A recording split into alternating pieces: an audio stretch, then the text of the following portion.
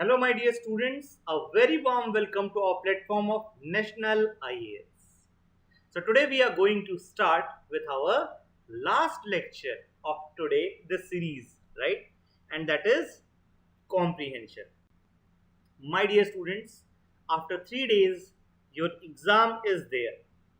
So, first of all, let me start by wishing you all the best. That you all will do really good in the examination and make sure that you get the selection. Today's topic is quite interesting. That is reading comprehension. For some students, it is extremely easy, whereas others fear it a lot. Understood? My dear students, I am one of those who slightly fear this part because even though you can do 50-50, there is no 100% surety that yes, this will definitely work. So we will try to deconstruct some methods and try to see if we can apply some tips and tricks. Apart from that, I will also try to cover up some basic theory related to this topic. So today, when we will start discussion, please remember I have taken the questions from 2023. So all the PYQs as well as practice question have been taken from 2023. Understood? There are multiple keywords which have been asked in these examinations, which we have to discuss. For example, assumption, inference, conclusion. Understood? And once assumption, inference, yes, explicit,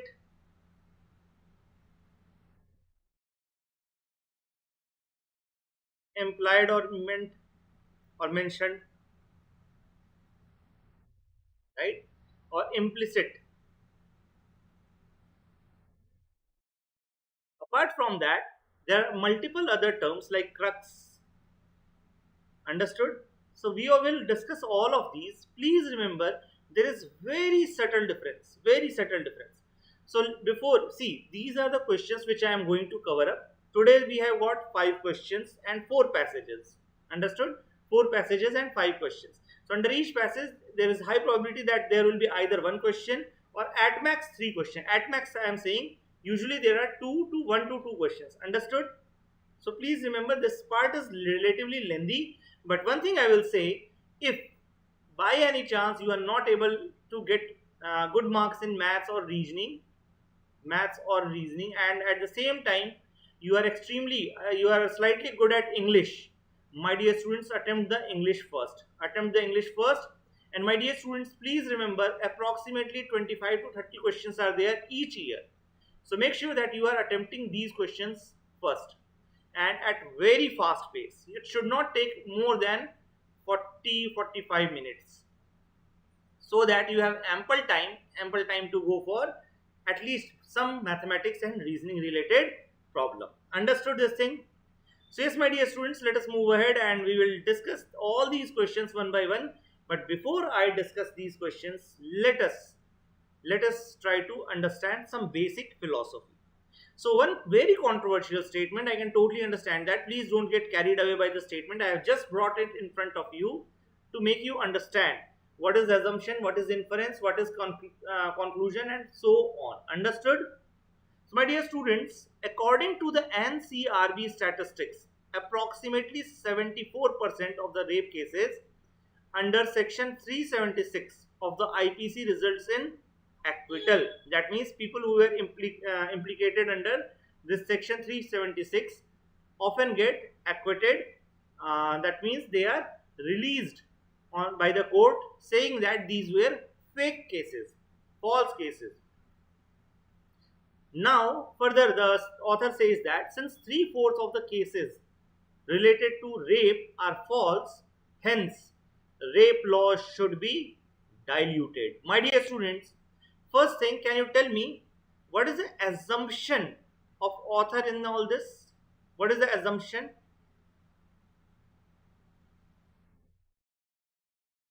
My dear students, if you will look carefully, here he is stating some fact. That is, according to NCRB statistics, 74% of rape cases are under this are result are fake, right? So please remember, this will be fact. But what will, from where you will get the mindset of the author, from where you will get into the mindset, that what is his mindset, what are his assumptions behind his arguments.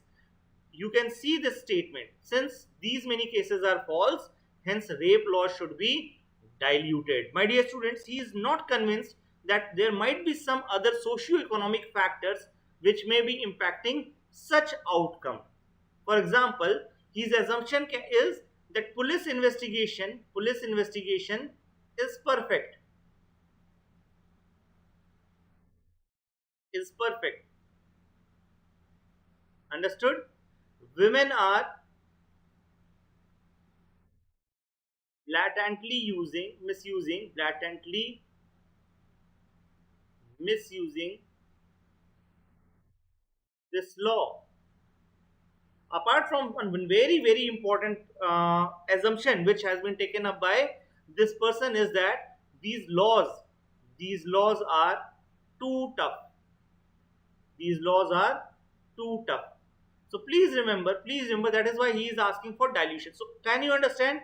What we are trying to understand is that we are trying to enter the mindset of the author and look back at what he might be thinking, what could be his mindset. Understood? For example, whenever you read the Hindu, why are they often you will see that they are extremely critical, and that is why many people who might not be that much enlightened, or in whatever way you want to say, or maybe right wing group, often say that they are more communist oriented newspaper. The Hindu is more communist oriented newspaper. Understood this thing?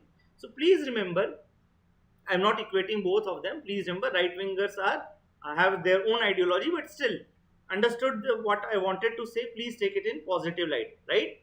So please remember, assumptions can be all these, right? All these, but are they correct? Are they correct? No, my dear students. Because if you will notice, if his assumptions would have been correct, his arguments which will come further will be extremely accurate. Understood? Is it clear? Understood, everyone? My dear students, what is the inference which you can draw? What is the inference you can draw? My dear students, please remember, whenever you will assume something and you will substantiate it with fact, it will become inference. It will become inference. That means this will become somewhere inference. 3/4 of the cases related to rape are false, hence rape law should be diluted. Why? Because he is giving some facts. Okay, these many people have been acquitted. So the last line itself will become somewhere inference. What is conclusion, my dear students? Please remember, conclusion is a step forward. है ना? Another kind of inference can be there, that author has proclivity, inclination towards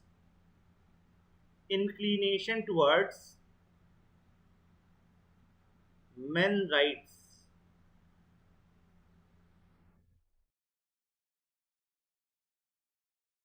right?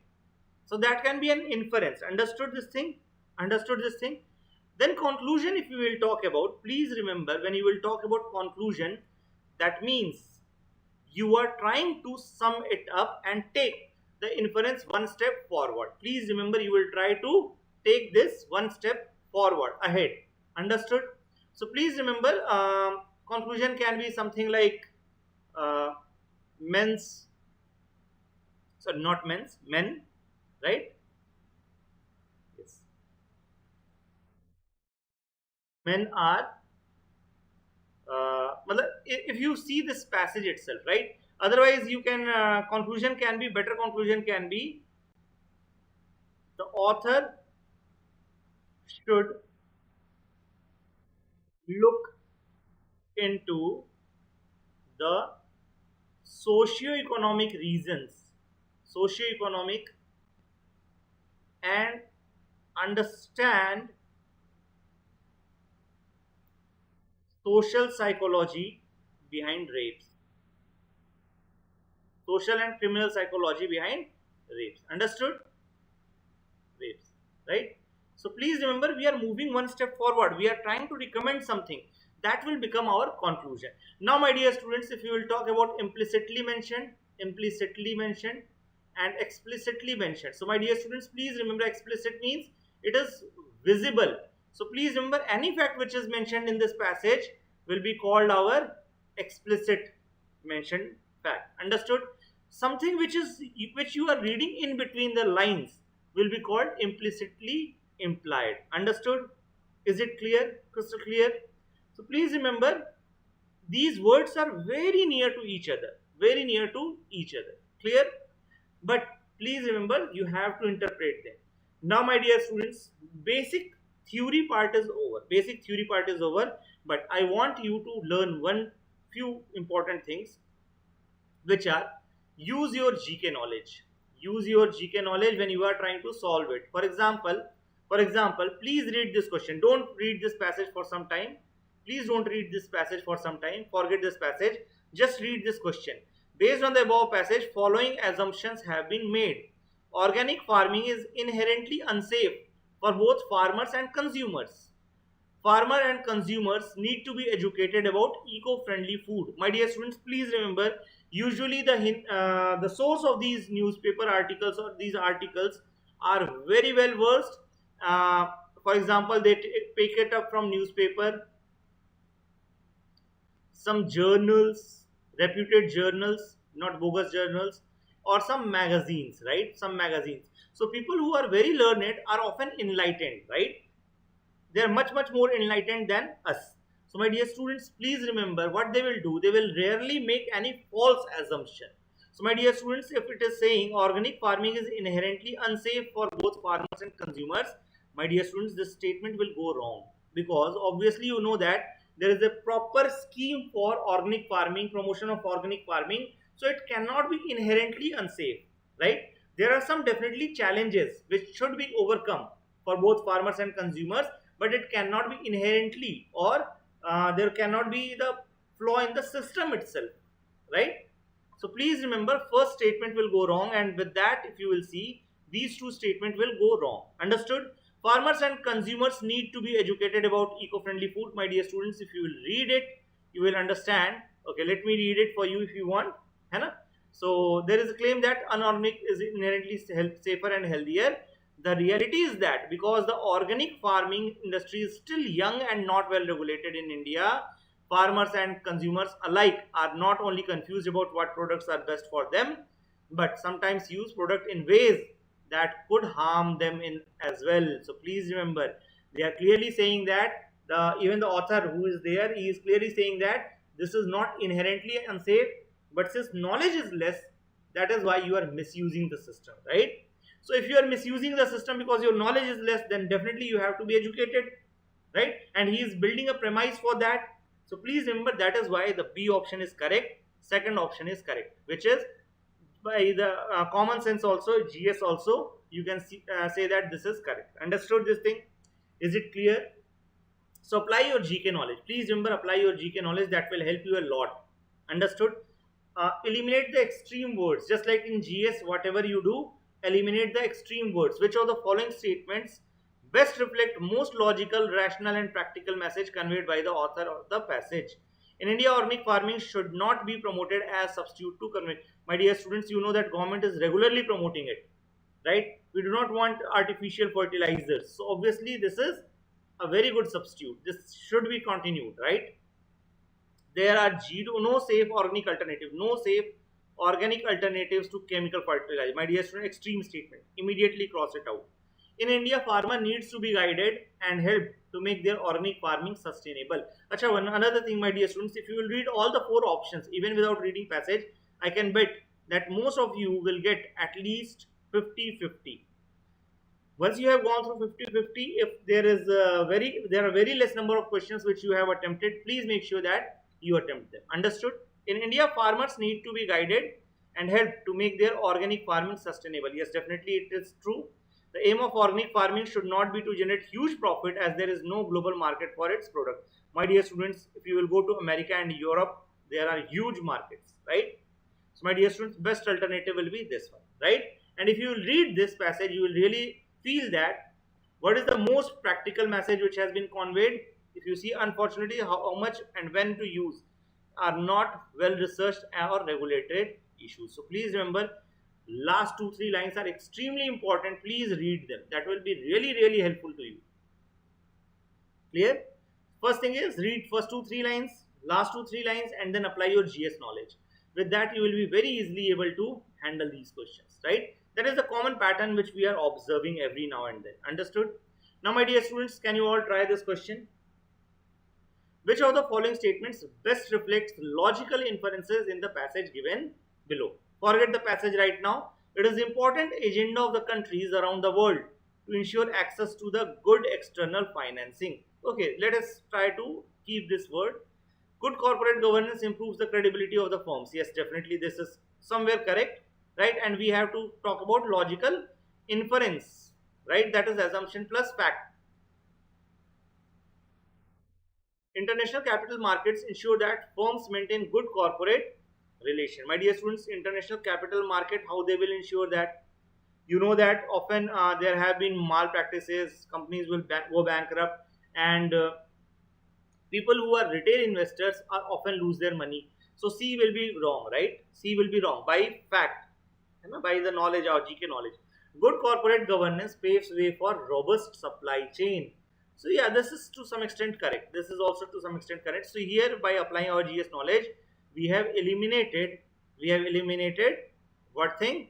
1 2 3 3 sorry, 3 options are there. One has been eliminated. Now let us see the first 2 lines.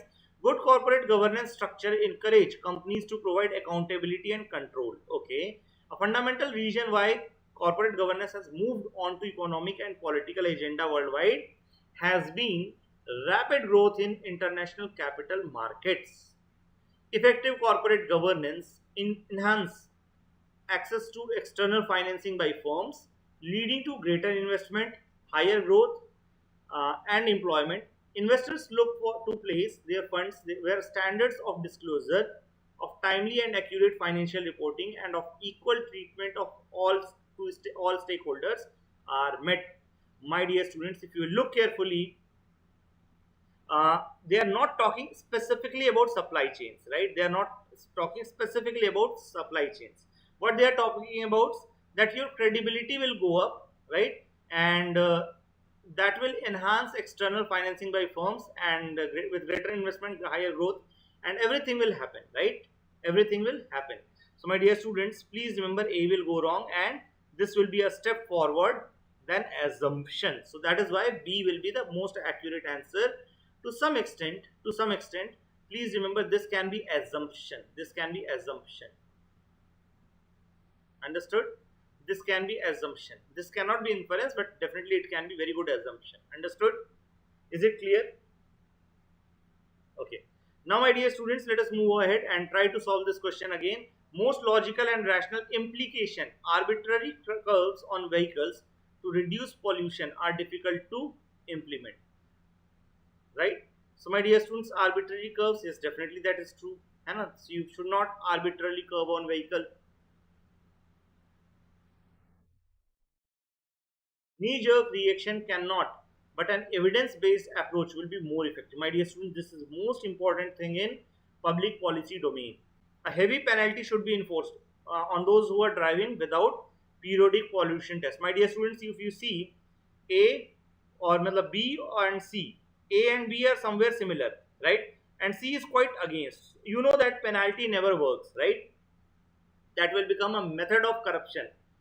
Person will start standing, police inspector will start standing on the roadside and demanding money, right? In absence of laws to deal with the problem of pollution, the administration tends to make arbitrary decision. No, my dear students, administration should never do that and has never done that. Understood?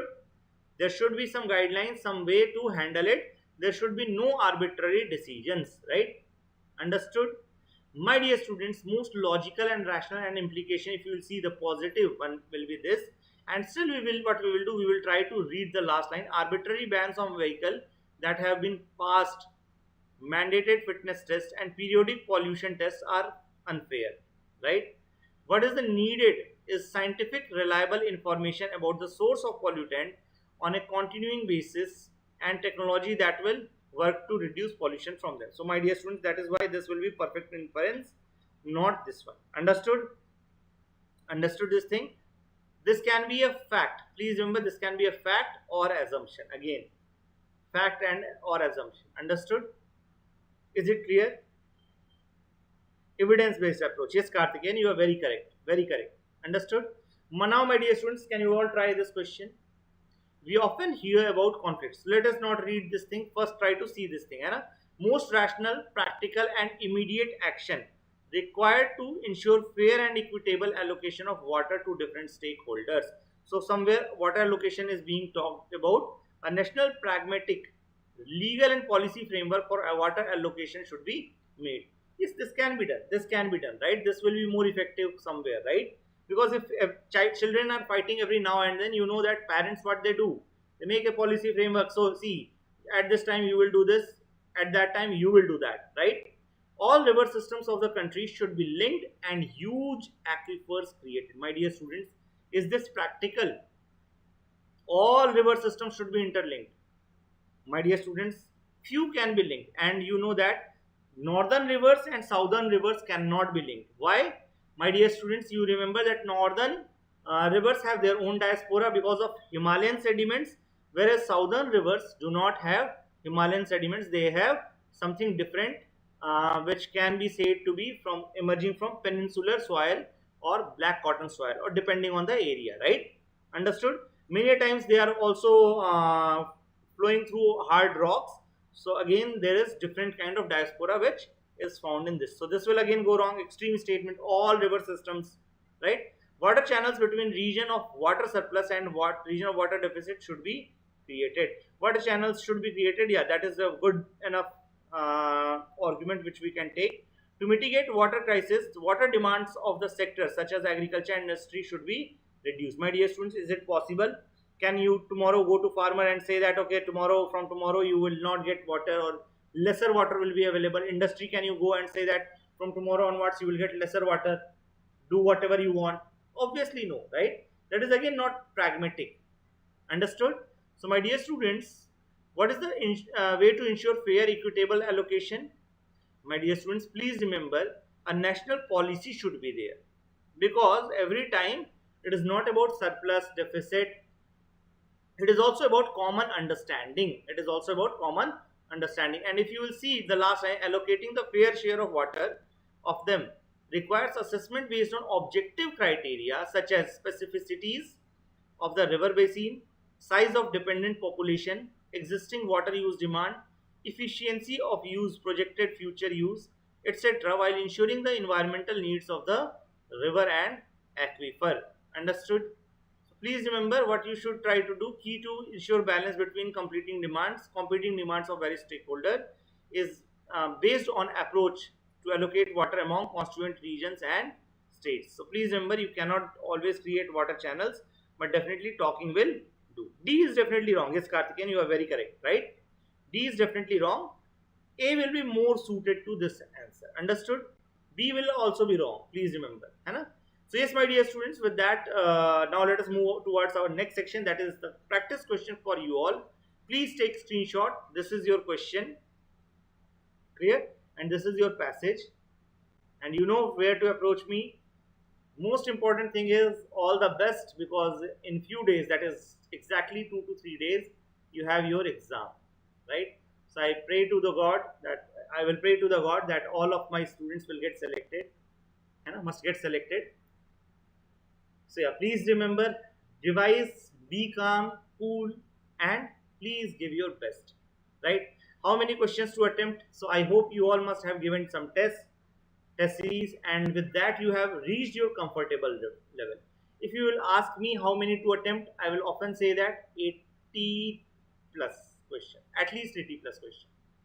If you can go till 90, it's even better. But yeah, since every year cutoffs are reducing, some students may be at back foot if they will go for this strategy.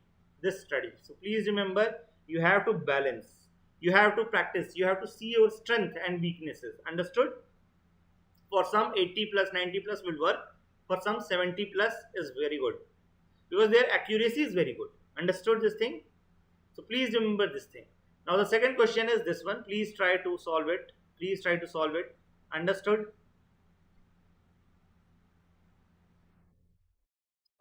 In this examination, CSAT examination, please remember 80 questions are asked. Out of that, 27 should be correct. Please remember 27 should be correct. So please remember, last moment I am giving you this tip.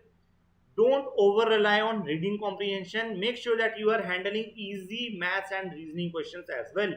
And for that you need to practice. If you have not practiced, if you are confused or feeling left out in mathematics and other parts, please practice. There are still 2 to 3 days. They are enough to handle this subject. Understood? Yes, thank you Karthikeyan for confirming that. With that, I will end this session. Please like, share and subscribe to us. And if there is any query or doubt or feedback, please reach out to us. Apart from that, I am also sharing my personal number. Please don't call, better WhatsApp me, no doubt.